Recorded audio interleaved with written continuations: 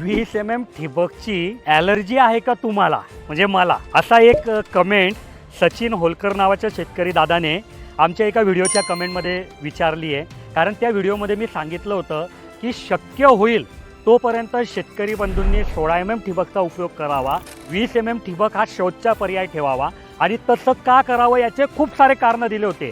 त्यातले महत्त्वाचे काही कारणं असे होते की बाबा कुठलीही ठिबक घेतली तर तिचं आयुष्य साधारण 5 वर्ष, 16 mmचं सुद्धा आणि 20 mmचं सुद्धा. पण 16 mm पेक्षा 20 mmचा ठिबकचा खर्च जातो डबल. मग डबल खर्च करून जर डबल आपल्याला आयुष्य भेटणार नाही आहे तर मग खर्च का करावा, हा झाला एक विषय. दुसरा की जितका मोठ्या नळीचा साईज तुम्ही वापराल ना तितकं प्रेशर क्रिएट करायला तुम्हाला जास्ती प्रेशर लागेल.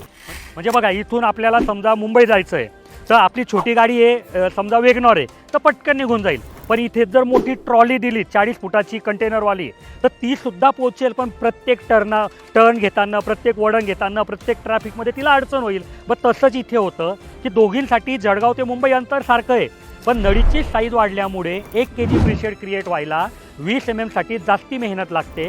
आणि त्याच्यामुळे तेवढं प्रेशर जर तिथे भेटलं नाही तर ती ठिबक 16 mm एवढं आयुष्य देत नाही.